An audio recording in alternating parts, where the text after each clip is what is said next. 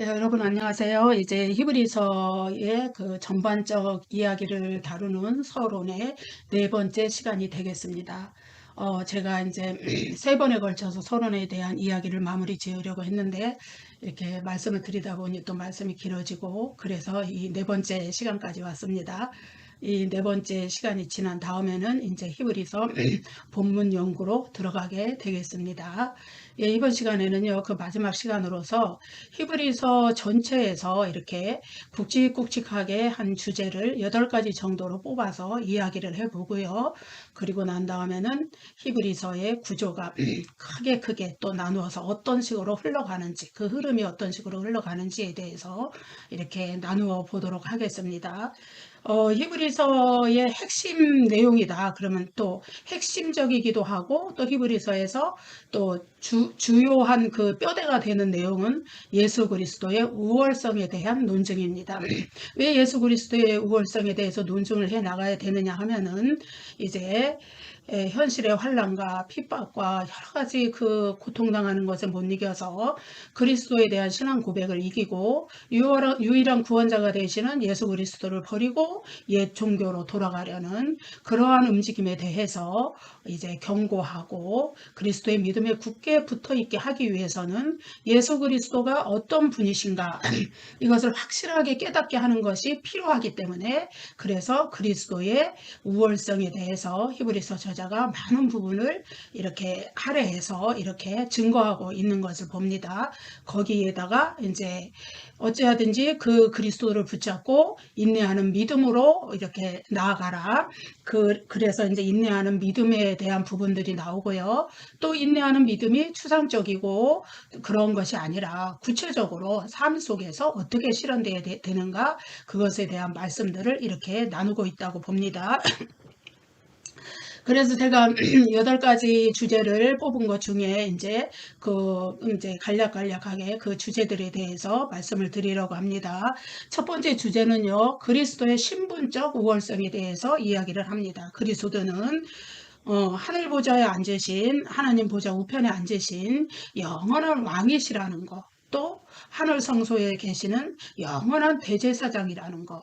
그래서 그것이 이 예수 그리스도의 그 현재의 그 신분이며 현재의 직분이기 때문에 그분을 꼭 붙잡아야 된다는 것이며 그분에 대한 그 논증들을 해나가고 있습니다. 그래서 예수 그리스도는 천사보다도 우월하시고 모세보다도 우월하시고 레위 계통의 제사장들보다도 우월하시고 예. 여기에 각각의 이유가 있는 것이죠.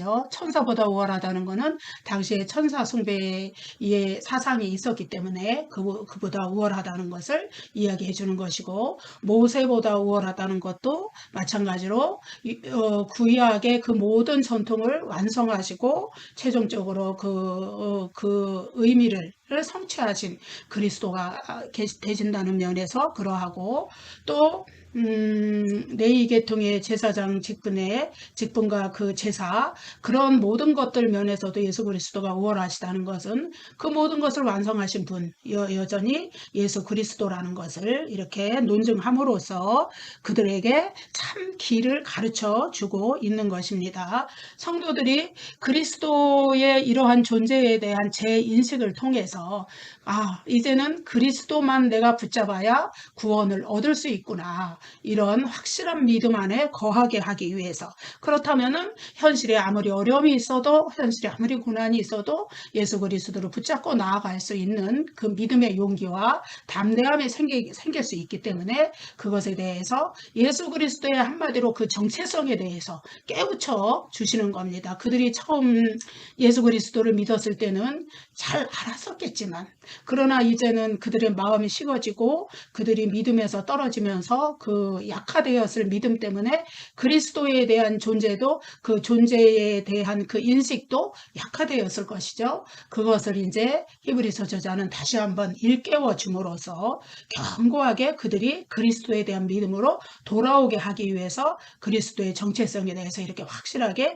말씀을 해 주시고 있는 것이죠. 오직 그리스도에게만이 구원이 있기 때문에 아무리 현실이 고단해도 아무리 현실이 박해와 그 심지어 순교를 당하는 어려움이 있을지라도 구약의 제사 전통을 고수하는 유대교로 되돌아가면 안 된다는 것이죠. 그리고 또 사회적으로 아무리 소외당하고 고립을 당하고 단절을 겪고 있어도 경제적 그 어려움까지 겪고 있어도 그 사회에서 섬기는 이방신을 섬기는 그러한 세상으로 되돌아가면은 안 된다는 것을 이야기하고 있죠. 왜? 구원은 오직 예수 그리스도에게만 있기 때문에 이것이 히브리서 수신자들이 살았던 1세기 중반에 그 로마 사회에서만 국한되는 이야기일까요?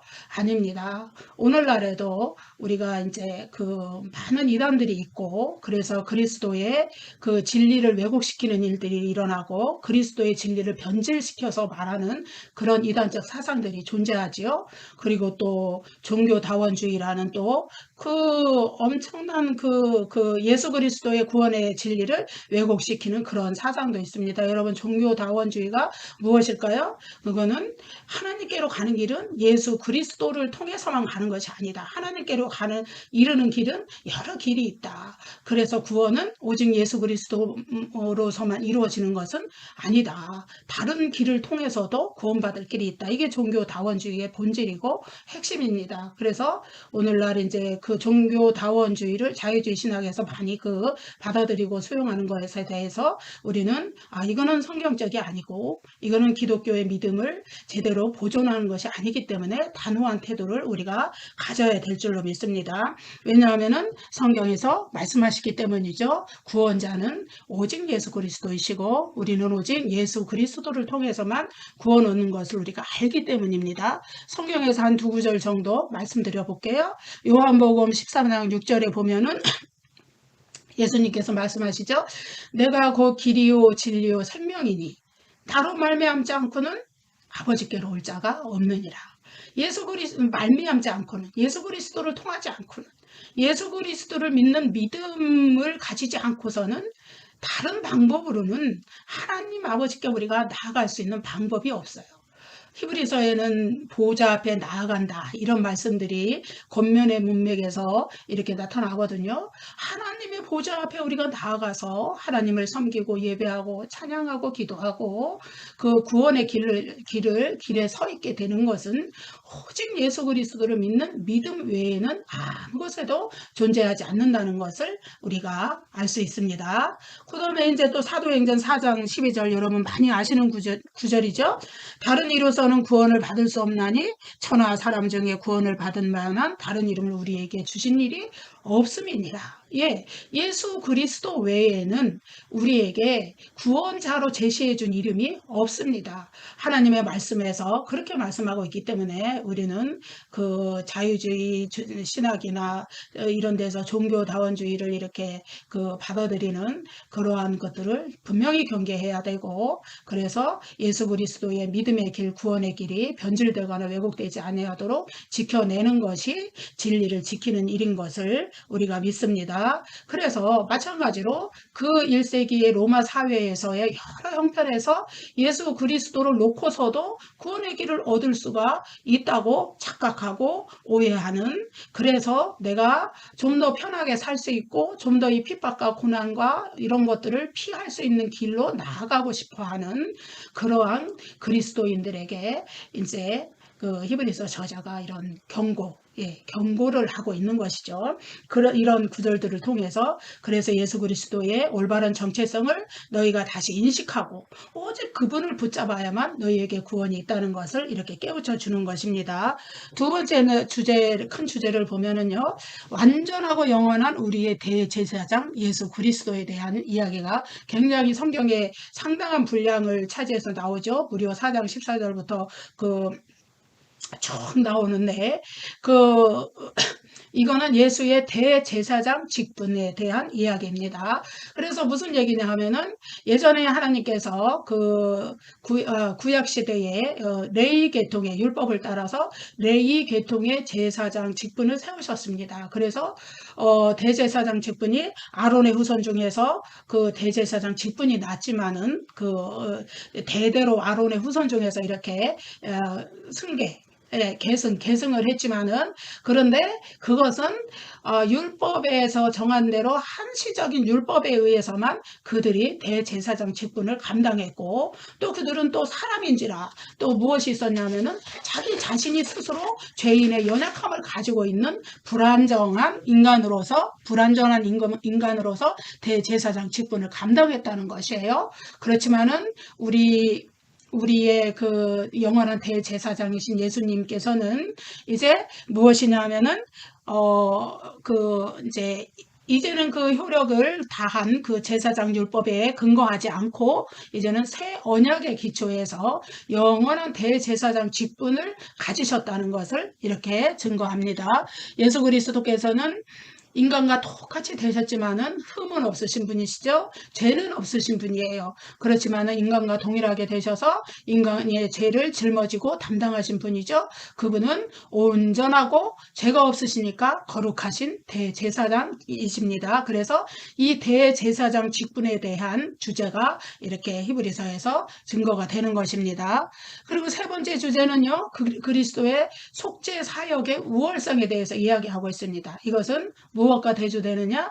구약에서 모세 율법에 근거해서 이렇게 하나님 앞에 드려졌던 속죄제사, 지난 시간에 제가 말씀드린 대로 1년에 한 번 대속죄일에 그 지성소에 들어가서 대제사장이 들어가서 하나님 앞에 드렸던 그 속죄제사, 그것과 비교해서 그것과 대조적으로 예수 그리스도께서 단번에 영원히 십자가상에서 드리신 속죄제사가 매우 우월하다는 것을 증거하고 있는 것입니다.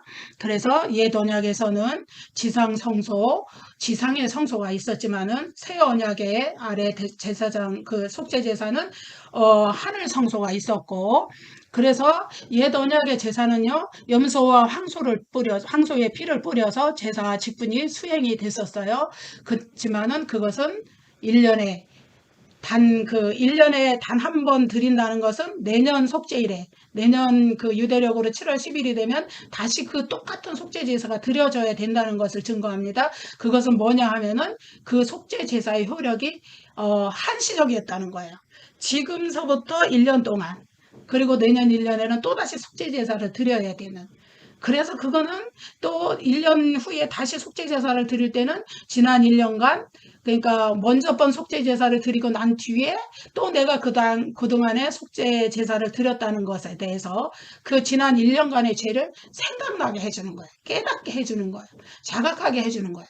역시 나는 죄인이구나 하고 이렇게 깨닫게 해주는 그런 차원에 머물러 있었다. 만약에 그게 그 구약의 율법에 근거한 속죄 제사 효력이 영원하고 완전한 것이었다면은 1년 후에 대속죄일에 다시 그 속죄 제사를 반복하는 일은 없었을 것이라는 말씀이죠. 한 구절 말씀을 읽어볼게요. 히브리서 10장. 그렇지 아니하면 섬기는 자들이 단번에 정결하게 되어 다시 죄를 깨닫는 일이 없으리니 어찌 제사 드리는 일을 그치지 아니하였으리요. 그러나 이 제사들에는 해마다 죄를 기억하게 하는 것이 있나니. 예, 해마다 한시적인 효력을 가졌기 때문에 1년 후에는 또 동일한 속죄 제사를 드려야 되는 거예요. 그때 만약에 완전한 효력을 가졌다면은 1년 후에 다시 드릴 필요가 없는 것이죠. 예, 이래서 한시적인 효력을 가졌던 구약 율법의 그 속죄 제사에 대조적으로 그리스도의 희생 제사는 영원한 효력을 가진 것이기 때문에 그 속죄 제사 효력은 영원하기 때문에 구약의 그 희생 제사보다 속죄 제사보다 우월한 것이다. 이 말씀을 드리고 싶고요. 그리고 또 속죄 제물의 효력이 이 외면적인 것과 내면적인 것에 대조가 일어납니다. 구약의 그 속죄 제사, 희생 제사, 이것은요, 외면적인 정결밖에 줄 수 없었어요. 외면적으로 드러난 죄들. 그렇지만은 그것이 이제 옛 언약의 희생 제사가 가진 한계점이라고 할 수 있겠죠. 그렇지만은 예수 그리스도께서 드리신 희생 제사는 내면적인 정결을 가져오는 겁니다. 마음의 죄, 양심의 죄, 이런 것까지 다 깨닫게 함으로써 근본적인 죄를 소멸하고 제거하는 효력을 지닌 완전하고 영원한 속죄 제사가 되는 것입니다. 예, 말씀 한 구절 읽어볼게요. 히브리서 9장 14절 하물며 영원하신 성령으로 말미암아 흠없는 자기를 하나님께 드린 그리스도의 피가 어찌 너희 양심을 죽은 행실에서 깨끗하게 하고 살아계신 하나님을 섬기게 하지 못하겠느냐. 예, 우리 양심의 정결을 가져올 수 있는 것은 구약의 그 짐승의 피로 드려졌던 희생제사가 아니라 예수 그리스도의 피로 드려진 그 희생제사로 우리 양심이 깨끗함을 얻고 근본적인 내면적인 변화를 겪고 하나님의 자녀로서 성화되어 나갈 수 있는 거룩한 내면의 변화가 일어나게 할 수 있는 그런 속죄제사의 효력은 오직 예수 그리스도의 십자가의 희생제사만이 지니셨다는 것을 이야기하고 있습니다. 이런 근본적인 차이가 왜 왔냐 하면 옛 언약은요, 외면적인 것에 국한된 효력을 가지고 있었어요. 지난 시간에도 말씀드렸지만은 살인하지 말지니라 이렇게 말씀하죠. 그렇지만 새 언약은요, 믿음 내면적인 것까지 말씀하시는 거예요. 뭐라고 하라냐면 너희 마음에 미움을 가진 자마다 이미 살인했다 이렇게 말씀하시죠, 예수님이. 그리고 간음하지 말라. 옛 언약이 그렇게 이야기하죠, 구약율법이. 그렇지만 새 언약은 너희 마음에 음욕을 품은 자마다 이미 간음했다 이렇게 말씀하시죠. 그러니까 마음의 차원까지 갱생을 시키고 변화시키는 것은 구약의 율법에 기초한 속죄제사가 아니라 신약의, 그러니까 새 언약에 기초한 희생제사, 예수 그리스도의 십자가의 희생제사라는 것을 말씀해 주고 있습니다. 그렇기 때문에 우리가 예수 그리스도의 속죄제사의 이런 효력을 버리고 형식적이고 외면적인 정결만을 추구하는 구약의 율법 제도를 시행하는 유대교로 다시 돌아가는 것은 어리석은 일이다 이렇게 깨우쳐 주고 있는 것입니다. 우리 예레미야 31장 부터 유명한 예레미야 새 언약 구절이 나오죠. 이 구절을 한번 읽어보겠습니다. 그러나 그날 후에 내가 이스라엘 집과 맺을 언약은 이러하니 곧 내가 나의 법을 그들의 속에 두며 그들의 마음에 기록하여 나는 그들의 하나님이 되고 그들은 내 백성이 될 것이라. 그들이 다시는 각기 이웃과 형제를 가리켜 이르기를 너는 여호와를 알라 하지 아니하리니 이는 작은 자로부터 큰 자까지 다 나를 알기 때문이라. 내가 그들의 악행을 사하고 다시는 그 죄를 기억하지 아니하리라. 예, 새 언약의 특징은요, 마음에 기록하는 거예요. 마음. 그러니까 하나님의 법이 여기 마음에 있어요. 그렇기 때문에 내면적인 변화가 먼저 일어나는 거예요. 양심으로부터. 그래서 그 새 언약에 기초한 예수 그리스도의 속죄 제사가 완전한 제사가 될 수 있는 것이죠. 그래서 이제는 누가 가르쳐서 하나님을 알라, 여호와를 알라 이렇게 그렇게 하지 않아도 내 내면으로부터 하나님을 알 수 있는 그 마음의 상태가 온다는 것을 이야기하고 있습니다. 예, 이렇게 이제 그래서 그리스도의 속죄 사역의 우월성이 있고요. 네 번째로는 그 히브리서의 전반적인 그 주제 가운데 네 번째 아주 중요한 거로는요, 배교에 대한 엄중한 경고가 있습니다. 배교, 예, 히브리서 전체에는요, 배교를 경고하는 경고 구절이라고 그래요. 경고 구절이 경고 구절이 5군데 정도 나타납니다. 그 문맥이 경고 구절의 문맥이. 예, 제가 읽어볼게요. 히브리서 2장 1절에서 4절, 히브리서 3장 7절부터 4장 13절, 히브리서 5장 11절부터 6장 12절, 히브리서 10장 26절부터 31절, 히브리서 12장 18절부터 29절. 이 5군데의 경고 구절의 문맥이 나타납니다. 이 구절에서는 이렇게 쭉 그 히브리서 저자가 그 히브리서 쓰신 자들이 그리스도로부터 떠나가지 않도록 경고하는, 떠났을 때 어떤 일이 일어날 것인가, 심판을 맺지 못한다는 것을 경고하는 구절들이 이렇게 나타나는 겁니다. 근데 이 중에서 히브리서 5장 11절부터 6장 12절에 있는 경고 구절을 제외하고 나머지 4구절은 전부 구약 구약 백성들의 그 행동과 연결이 돼서 이렇게 그것에 견주어서 히브리서 수신자들을 경고하는 구절이 나타나죠. 그래서 구약 이스라엘 백성들이 하나님을 버리고 그 돌아섰을 때, 하나님을 배반하고 돌아섰을 때 그들에게 엄중한 심판이 임했다는 것을 일깨워 줌으로써 신약 시대에도 예수 그리스도를 버리고 이렇게 돌아서는 자들에게 하나님의 분명한 심판이 있다는 것을, 오히려 그 심판은 더 엄중하고 무서운 것이라는 것을 일깨워 주는 것입니다. 예, 이 경고 구절을 한 세 군데 정도 간략하게 읽어볼게요. 히브리서 2장 1절에서 4절.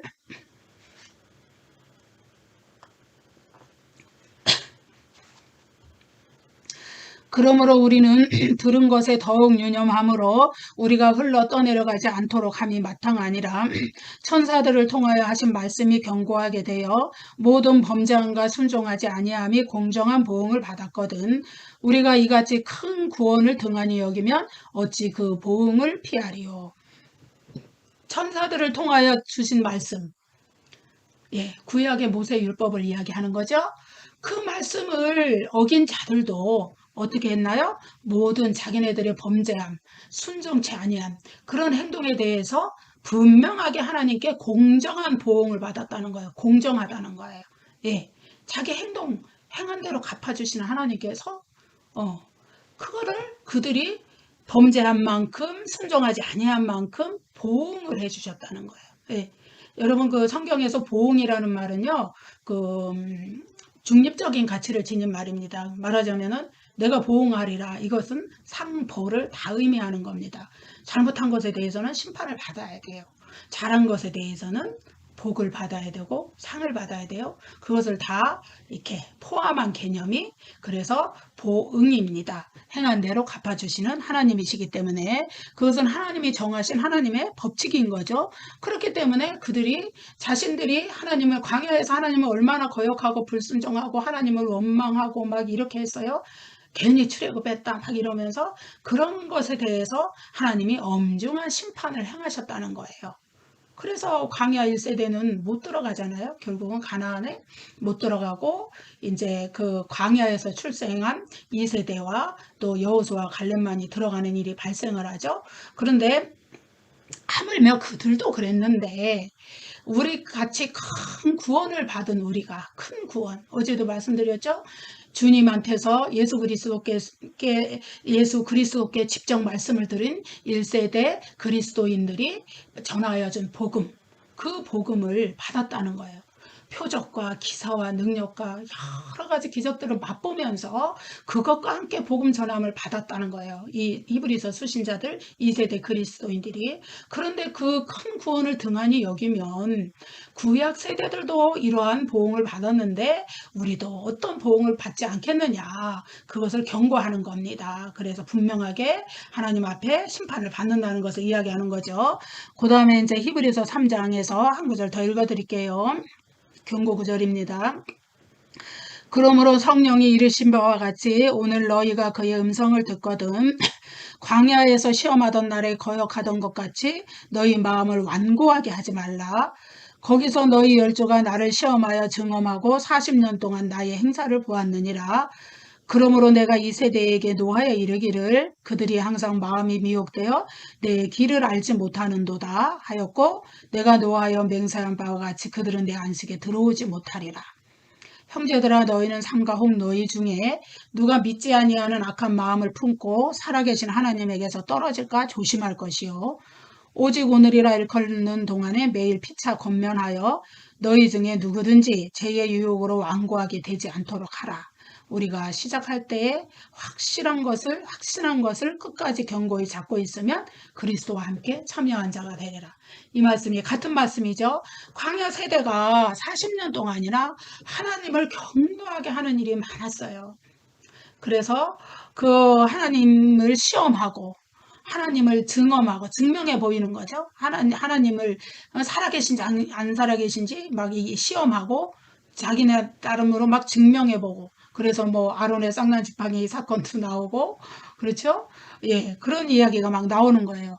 그래서 결국은 하나님께서 약속하신 안식의 땅 가나안에 그들이 들어가지 못했습니다. 마찬가지로 우리 중에도 믿지 않는 그 완악한 마음, 완고한 마음을 가지고 살아계신 하나님에게서 떨어질까 너희는 주의하라는 거예요. 그렇게 되지 않도록 매일 서로 피차 권면해서 서로 그 믿음에 붙어 있을 수 있도록 붙들어 주라는 거예요. 그래서 우리가 시작할 때 확신한 거, 그러니까 예수 그리스도의 복음을 처음 받고 성령을 받고 그 하늘의 능력과 내세의 능력, 하늘의 빛 이런 것을 다 받았을 때 그 마음에 넘쳐났던 믿음의 확신들, 이러한 것들을 시작할 때 받은 그것을 끝까지 견고히 잡고 가면은, 그러면 우리는 하나님이 주신 기업에 예수 그리스도와 함께 분명히 참여하는 자가 될 수 있다, 이 말씀을 하고 있는 것이죠. 이제 히브리서 4장에 있는 경고 구절을 또 한번 읽어볼게요. 그러므로 우리는 두려워할지니 그의 안식에 들어갈 약속이 남아있을지라도 너희 중에는 혹 이르지 못할 자가 있을까 함이라. 그들과 같이 우리도 복음 전함을 받은 자이나 들은 바 그 말씀이 그들에게 유익하지 못한 것은 듣는 자가 믿음과 결부시키지 아니함이라. 이미 믿는 우리들은 저 안식에 들어가는도다.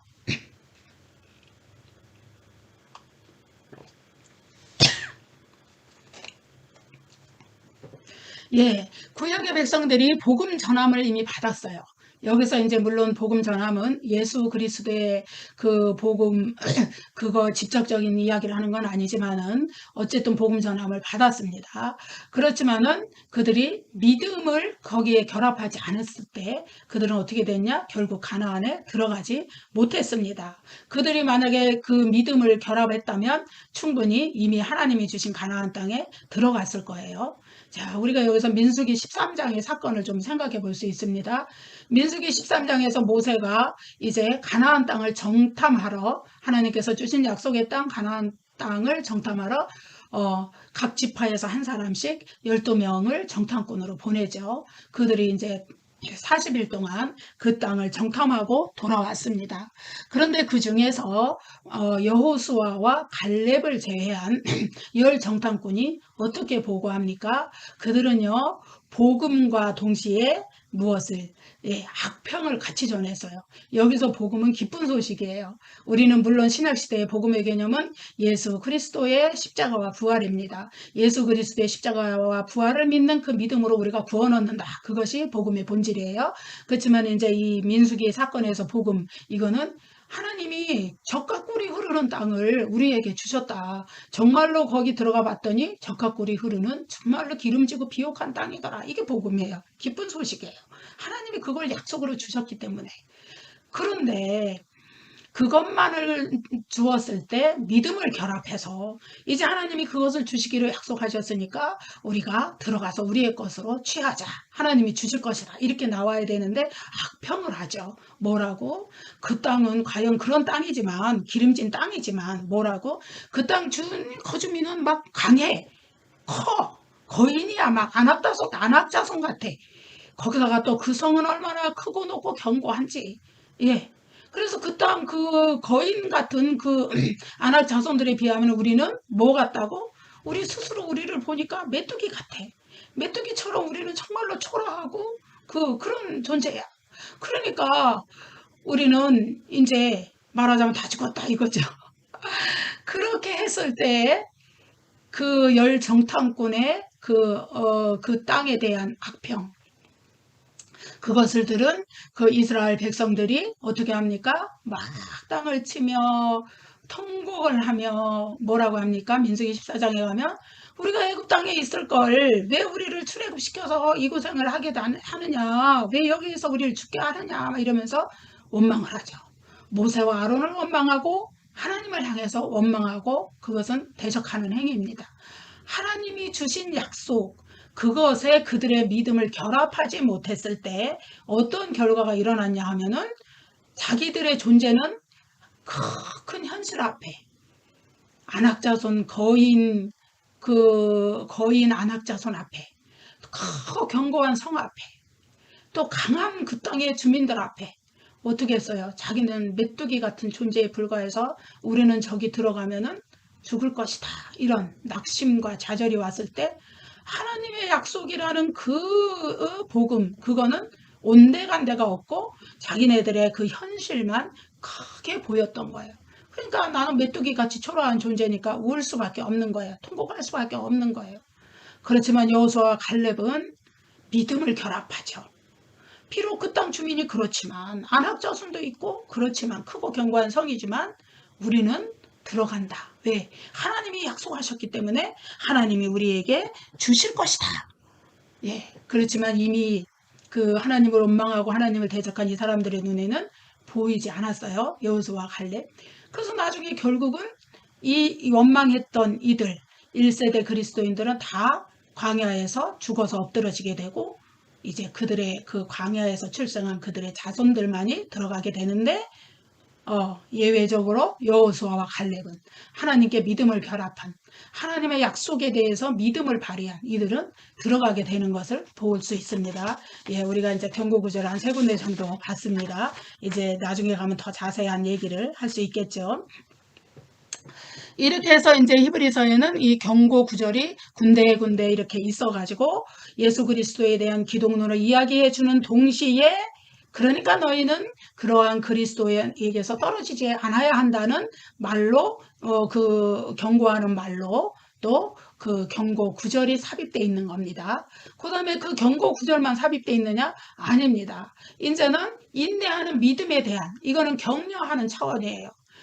예수 그리스도에게서 떨어지지 말라는 경고 구절과 동시에 너희는 믿음으로 인내해서 예수 그리스도를 통한 구원을 끝까지 그 구원에 붙어 있으면서 또 하나님이 주신 그 약속을 끝까지 받는 자가 되라. 이렇게 인내하는 믿음을 통해서 그것을 또 권면해 주고 있는 것을 봅니다.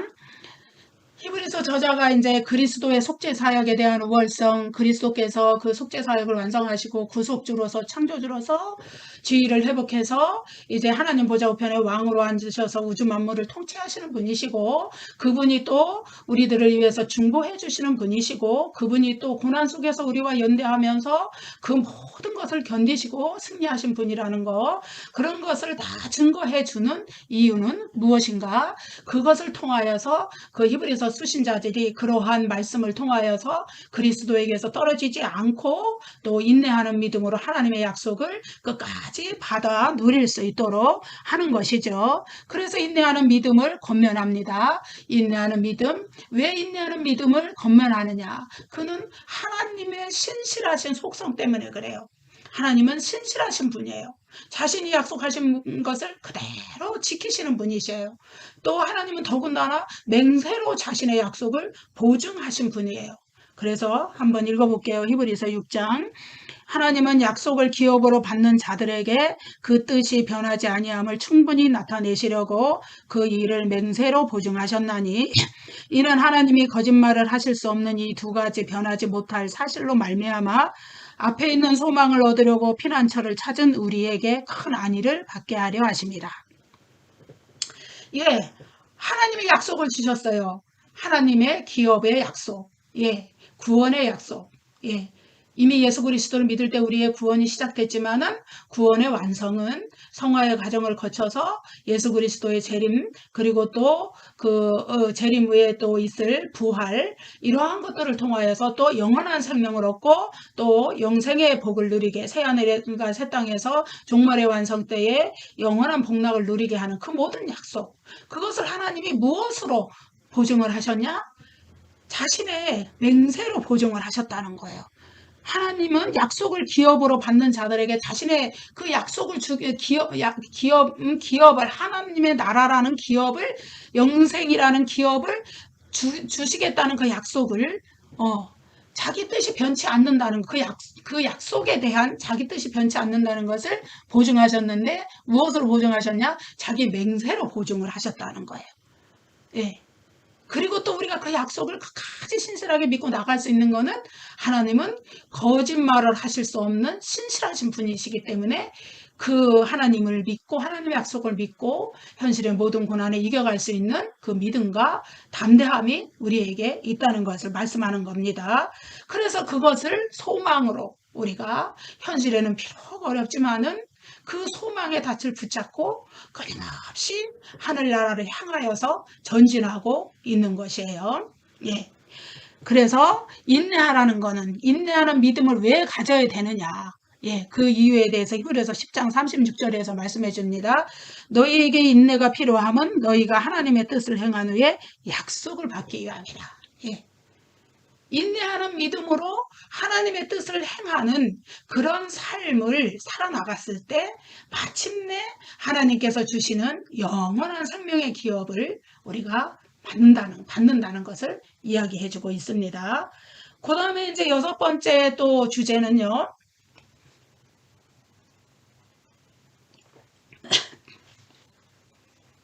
이거는 이제 인내하는 믿음을 권면하는 그것과 이제 연장선상에 있는 거긴 하지만은 어쨌든 히브리서의 믿음의 클라이막스라고 할 수 있는 히브리서 11장이 믿음장입니다. 믿음의 선진들에 대해서 말해주고 있어요. 그들이 우리의 믿음의 모범이 됩니다. 그들이 우리에게 믿음의 모델이 됩니다.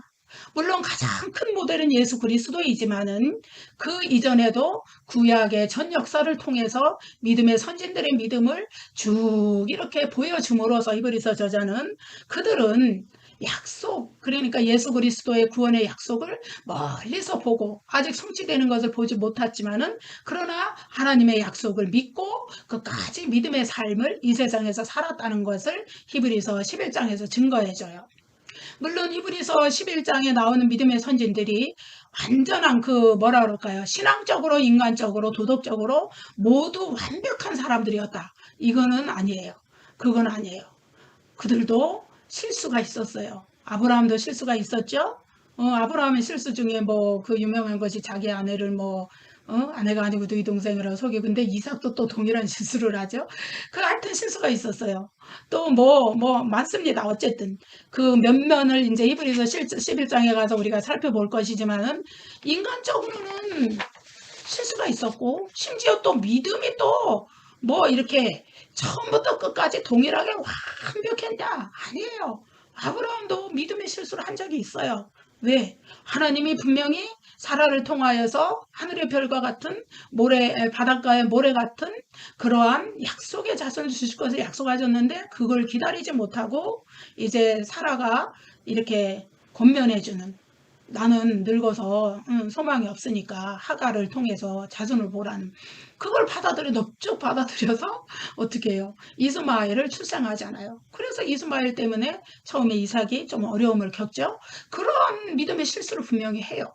그러나 그 모든 인생의 과정을 통하여서 전반적으로 그들의 공통점은 비록 작은 실수에도 불구하고 연약하여 믿음에서 잠시 넘어졌다도 불구하고 또다시 일어나서 하나님 앞에 믿음의 삶을 끝까지 견지하면서 살아나갔다는 공통점이 있는 것입니다.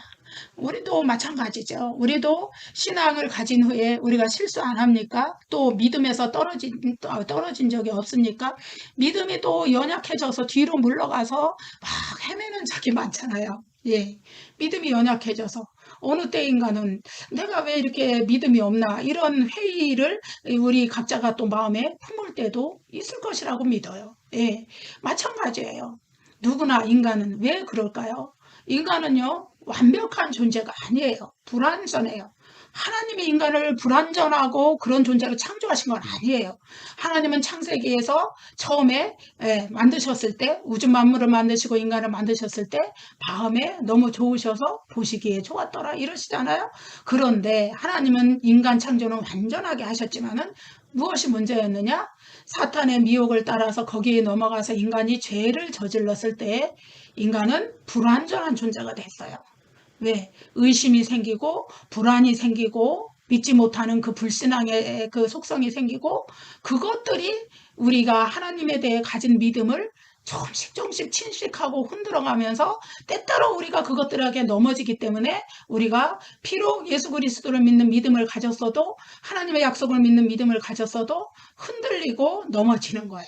연약해지는 거예요.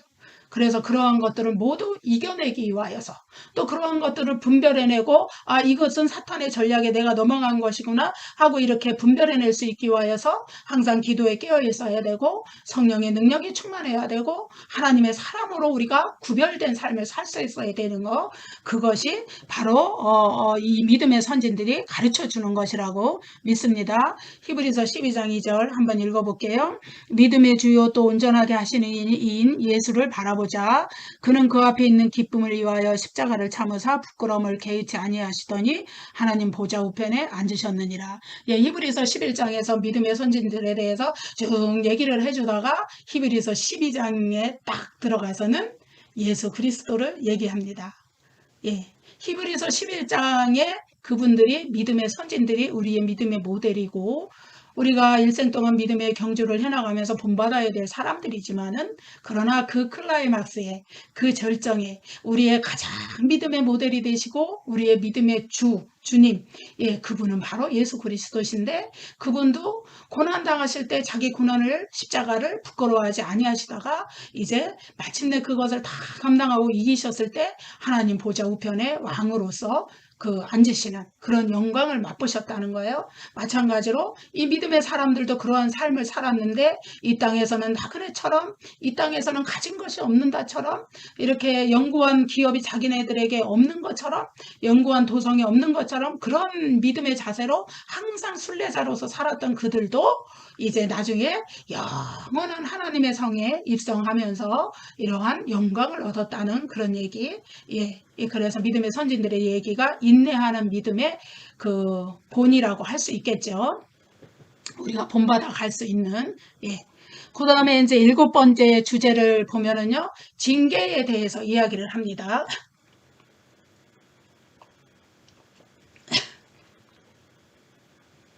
믿음이 연약한 성도들이, 그리고 또 우리가 믿음이 우리가 믿음이 좀 있다고 하는 분들도 이제 믿음이 연약해질 때가 오는데, 그때는 언제냐? 환란이 올 때, 역경이 올 때, 고난이 올 때, 예. 더군다나 내가 신앙생활 열심히 하려고 하는데, 그런데 왜 나한테 환란이 올까? 이런 마음이 와질 때. 이게 아까도 말씀드렸듯이 그 사탄의 시험입니다.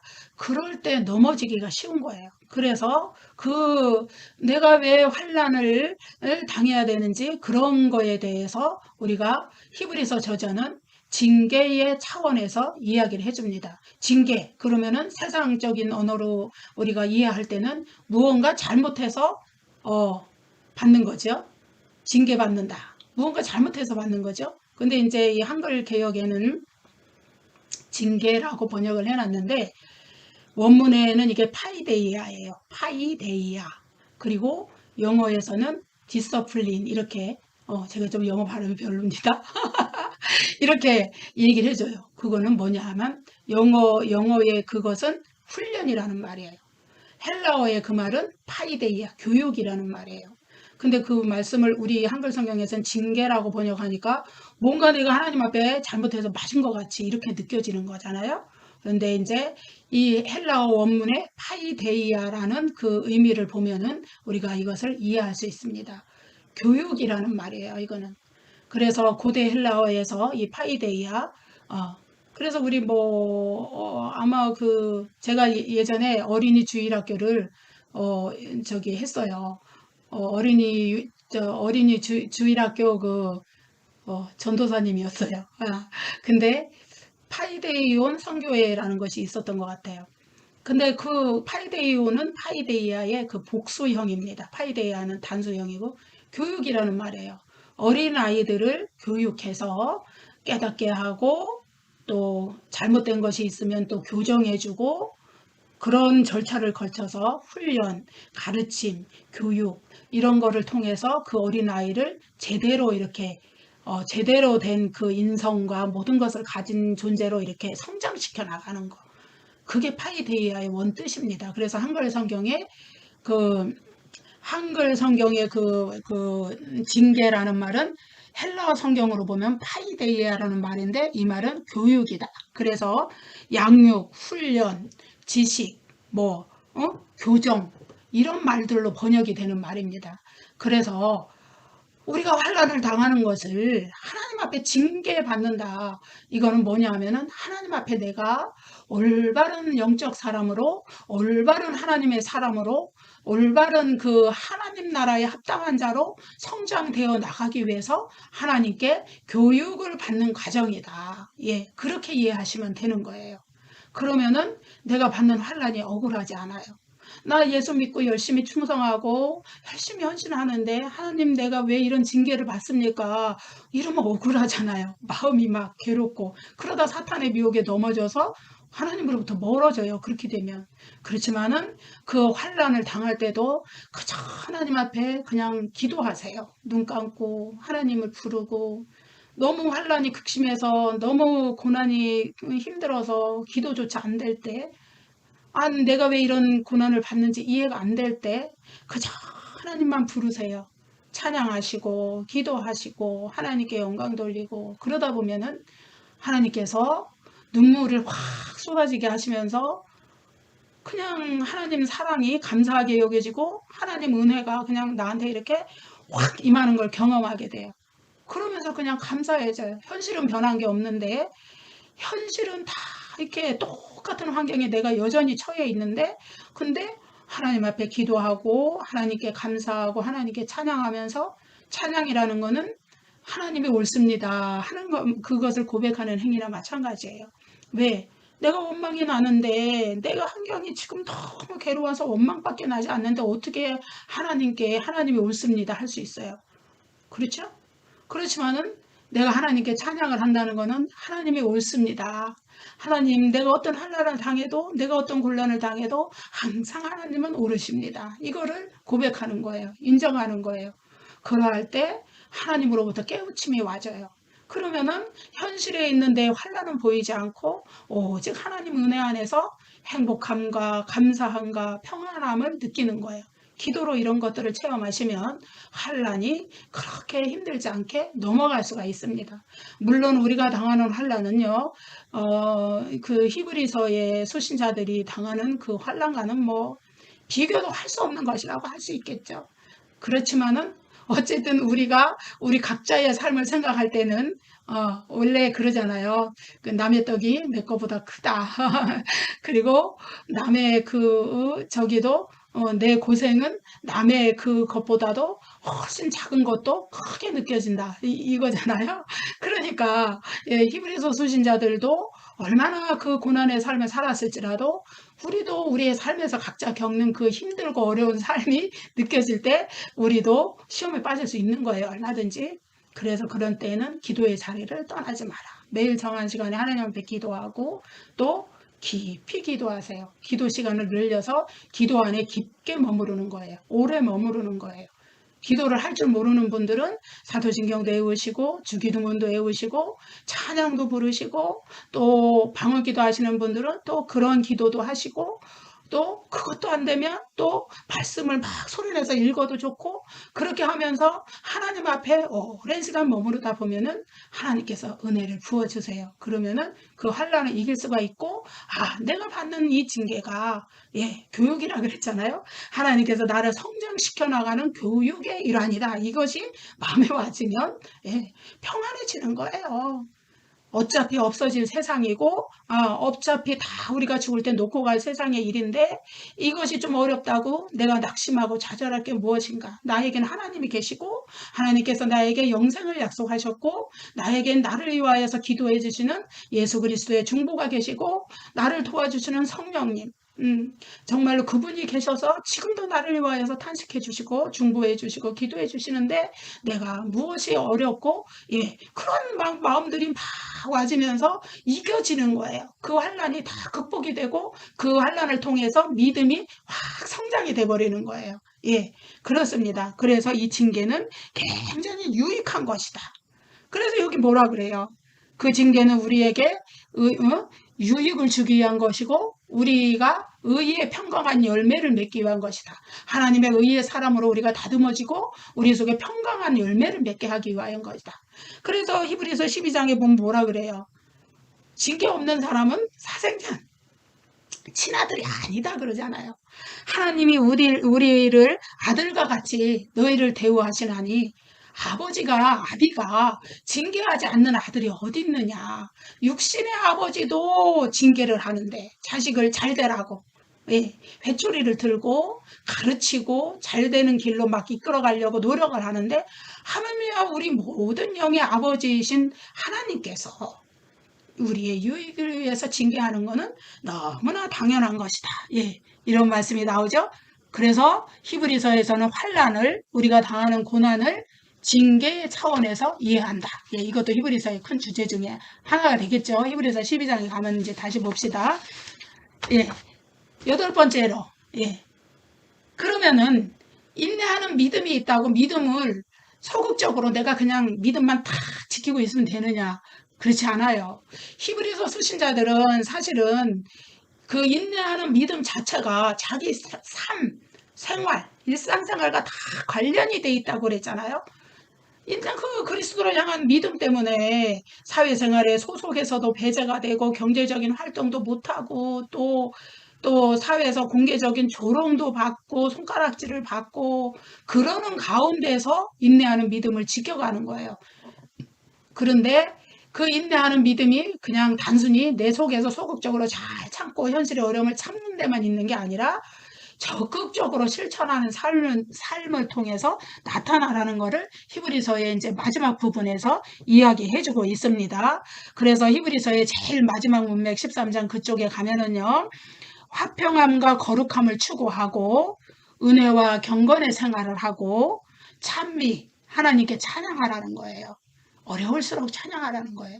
그 다음에 선행을 행하고 그 영적인 지도자들에게 순종하고 또 분열하지 말고 음행하지 말고 물질적 탐욕을 행하지 말고, 이런 여러 가지 권면들이 인내하는 믿음의 결과로서 생활로 실천으로 나타나야 된다. 그래서 마지막 단락에서 그런 얘기들을 이렇게 해주고 있습니다. 인내하는 믿음은 소극적으로 내가 그저 참아내는 그런 것이 아니라 적극적으로 하나님 앞에 이제 생활에서 실천해 나가는 구체적인 것이어야 된다. 그것이 히브리서의 이제 마지막 단락에서 이야기하는 주제가 되겠습니다.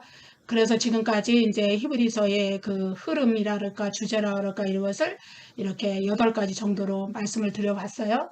이제는 이제 히브리서의 그런 구조가 어떻게 흘러가느냐, 뭐 이것을 뭐 이렇게 막 작은 구조로 이렇게 보는 건 아니고요. 이제 큼직큼직하게 이제 대체적인 구조가 어떻게 흘러가는가 이걸 우리가 본다면은 히브리서를 이해하는데 조금 더 도움이 될 것 같아서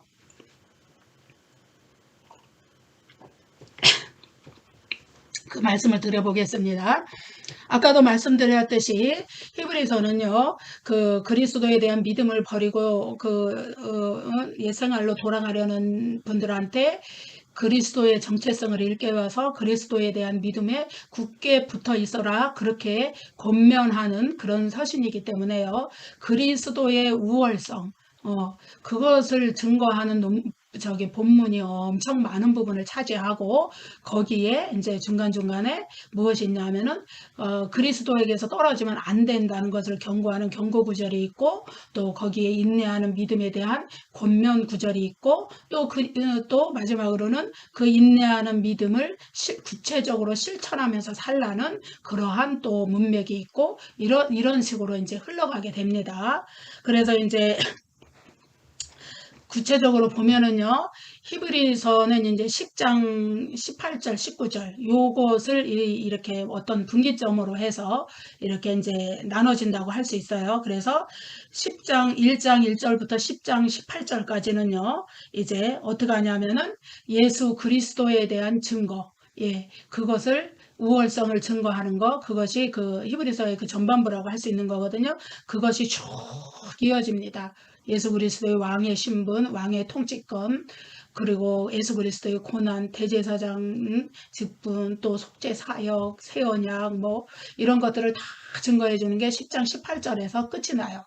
그리고 10장 19절서부터는 이제 인내하는 믿음과 그에 대한 실천에 대한 실천적인 권면들이 뒤따라오는, 그래서 10장 18절 19절을 그 분기점으로 해서 이 뒤와 앞뒤를 나눌 수가 있는 거죠. 전반부와 후반부를.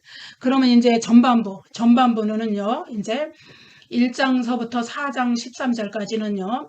예수 그리스도의 왕으로서의 신분에 대해서 증거하고 구원자로서의 예수 그리스도에 대해서 증거하는 그 흐름을 이제 보이고 있고요. 그 다음에 4장 14절부터 10장 18절까지는 예수 그리스도의 대제사장 직분과 속죄 제사, 새 언약 뭐 이런 것들에 대해서 증거를 해줍니다. 그래서 이제 1장 1절에서 4장 13절에서 이제 우리가 이제 1장 1절 그 앞에 부분 그 이제 서문이라고 하죠. 프롤로그 부분. 거기 부분에는요. 무엇이 나오냐 하면은 예수님의 그 정체성에 대해서 아주 이렇게 간략하게 이렇게 요약적으로 나타납니다. 어떻게? 예수 그리스도는 예수님은 하나님의 최종적인 계시다. 아들 구약의 많은 선지자들을 통하여서 하나님을 계시하셨어요. 하나님을 나타내셨어요. 계시라는 거는요. 이거는 하나님을 드러내 보인다는 말입니다. 말씀입니다. 하나님을 나타내 보인다는 거예요. 하나님을 나타내 보이시지 않으면 우리 눈에 보이지 않는 하나님을 알 수가 없어요. 그렇지만은 하나님은 이제 특별 계시와 일반 계시로서 우리에게 하나님을 나타내 보이십니다. 특별 계시는 우리 성경 기록된 말씀 성경을 이야기하고 일반 계시는 창조주 하나님이 이 우주 만물 보이는 우리의 이 세상 그 창조주 하나님 만드셨기 때문에 그것을 통하여서 우리가 하나님을 깨닫는 그런 것을 말하는데요.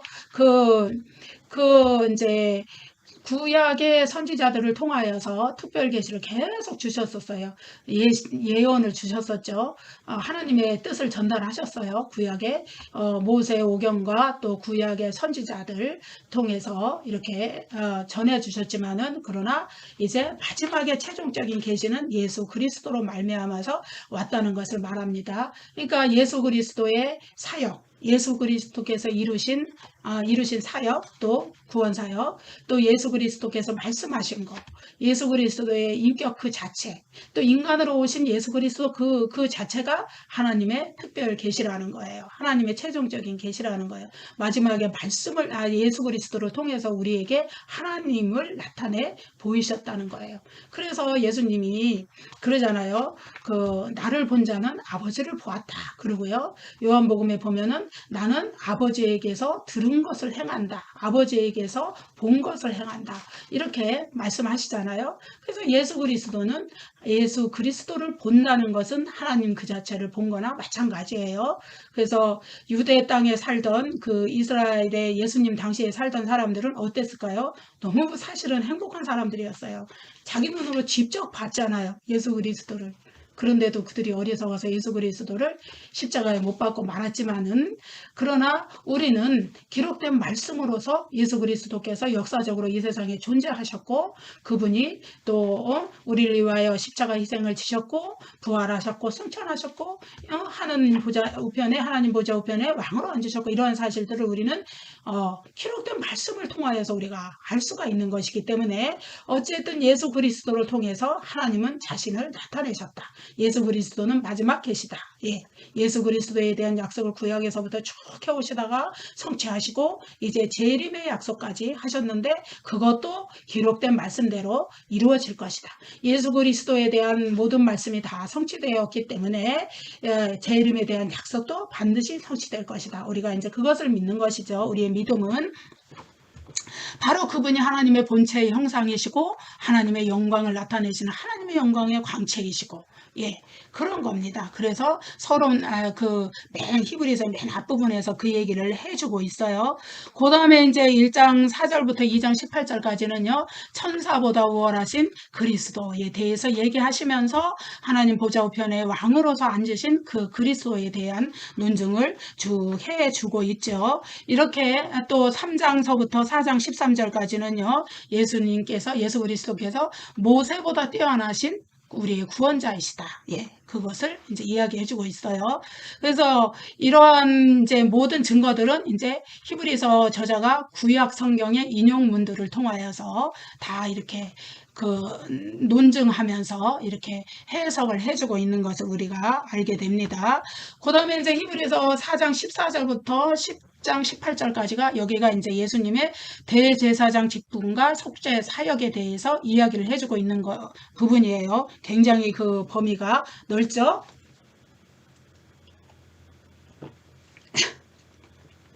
그것을 이제 둘로 나누어 보면 4장 14절부터 7장 28절까지는 뭐냐 하면은 예수님께서 구약의 레위 계통의 제사장들보다 훨씬 뛰어난 대제사장 직분을 가지신 분이시다. 구약의 대제사장 직분은 한시적인 율법에 근거해서 아론의 후손들이 이렇게 제사장 직분을 가졌지만은, 그러나 그들은 죽는다는 한계를 가지고 있었기 때문에 계속 계승이 일어났죠. 영원한 대제사장이 못 돼요. 또 그들 자체의 죄를 가진 그런 한계를 가지고 있었어요. 그래서 자기를 위한 속죄를 먼저 드려야 그 다음에 백성을 위한 속죄를 할 수 있는 그런 유한하고 죄 있는, 죄성 있는 그런 인간들이었다는 거. 반면에 우리의 영원한 대제사장 예수님은 이제 어떻게 했을까요? 불멸의 생명의 능력을 가지신 분이에요. 그분은 부활하셨고 그 영원한 생명을 가지신 분이기 때문에 대제사장 직분도 또 누군가에게 물려줄 필요가 없는 영원한 마지막 대제사장이 우리의 대제사장이신 예수 그리스도이십니다. 이것을 가지고 이제 그 히브리서 4장에서 7장 28절 여기까지. 그래서 그 멜기세덱이 등장하고 막 이래요. 거기에 대해서 이제 이렇게 쭉 하는 얘기가 7장 28절까지 예수 그리스도의 영원하고 완전하고 최종적인 대제사장 직분에 대해서 얘기를 한다는 것이고, 그 다음에 이제 8장서부터 10장 18절까지는 그 영원한 대제사장께서 드리신 속죄 제사의 완전성, 영원성, 최종성에 대해서 이렇게 이야기를 해주고 있는 겁니다. 옛 언약의 옛 언약의 대제사장들이 말이 참 힘들어요. 꼬여요. 드리신 그 속죄제사, 그 희생제사는 한시적인 것이었고 불완전한 것이었고 끝없이 반복되어야 되는 것이었어요. 그렇지만은 그것은 모형에 불과했어요. 그림자에 불과했어요. 그것은 완전한 것이 아니었어요. 그렇지만은 예수 그리스도께서 오셔서 새 언약에 기초해서 드리신 그 속죄제사, 그것은 완전한 것이었어요. 영원한 것이었고 최종적인 것이었어요. 왜 최종적인 것이냐? 예수 그리스도께서 그 속죄제사를 드리신 후에는 더 이상의 속죄제사가 필요 없게 돼버렸기 때문에, 영원한 효력을 가지고 완전한 효력을 가지고 우리의 죄를 사하는 그런 효력이 있는 그런 희생제사를 드렸기 때문에 이제 그것은 예수 그리스도의 속죄제사는 훨씬 우월한 것이다. 그런 부분에 대해서 얘기해주고 있는 부분이 8장서부터 10장 18절까지입니다. 이제 그 다음에 이제 10장 19절부터 후반부로 가죠. 10장 19절부터 이제 13장 25절까지인데 그것도 아까 말씀드린 대로 두 부분으로 나눌 수 있습니다. 첫 번째 부분은 인내하는 믿음의 권면. 그것을 이제 10장 19절부터 12장 13절까지 이렇게 쭉 말씀해주고 있습니다. 그 가운데 히브리서 11장이 이제 삽입이 돼 있죠. 거기에. 그리고 나서 12장 14절부터 마지막 13장 25절까지는 그 인내하는 믿음을 가지고 구체적이고 현실에서 실천하면서 그런 믿음으로 믿음 생활, 믿음을 여기 내면적으로 가지고 있을 뿐만 아니라 믿음의 생활을 실천해 나가라는 그 실천적인 항목들, 그 얘기들을 이제 하고 있는 것입니다. 13장 25절. 또 마지막, 그것이 이제 히브리서의 마지막 문맥이고요. 히브리서 마지막 부분은 이제 종결 부분.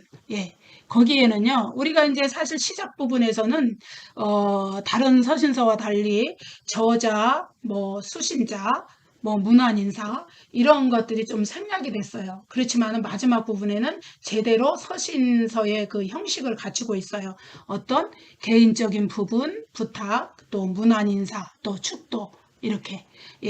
일반적인 서신 형식에 충실히 따라서 마무리를 짓고 있다. 우리가 이렇게 보면 되겠습니다. 여러분 어떻게 도움이 되셨는지 모르겠습니다. 이번 시간에는요, 히브리서에서 다루고 있는 히브리서 저자가 말하고 있는 내용들 중에 크게 8가지 주제를 뽑아서 말씀드렸고요. 그리고 히브리서가 어떤 구조적 흐름을 가지고 이야기를 풀어가고 있는지에 대해서 이렇게 큼직큼직막 한 단락으로 나누어서 말씀을 드렸습니다. 감사합니다. 기도하시겠습니다. 은혜로우신 우리 아버지 하나님, 히브리서를 통하여서 우리에게 주신 말씀에 너무나 감사를 드립니다. 현실의 어려움에도 불구하고 우리가 인내하는 믿음으로 하나님의 약속을 바라보고 나아갈 수 있는 아버지, 그러한 믿음의 소유자들이 다 될 수 있도록 우리를 도와주시옵소서. 하나님의 인도하심이 있음에 우리가 잠깐 우리가 또 믿음이 연약해진 가운데 넘어졌을 때에도 하나님께서 우리를 다시 이렇게 세우시는 아버지, 그 인도하심을 믿습니다. 우리가 신앙생활 해나가면서 어려움들이 많이 있지만은 하나님 아버지, 인내하는 믿음으로 극복할 수 있도록 용기와 담대함을 허락하여 주시옵소서. 정말로 고난을 견디시고 하늘 보좌에 앉아 계신 그 예수 그리스도를 믿는 믿음이 변치 않고 그 구원자로서의 예수님을 끝까지 꼭 붙들고 가는 우리 모두가 될 수 있도록 하나님 복을 내려 주시옵소서. 감사하며 예수님 이름으로 기도드립니다. 아멘.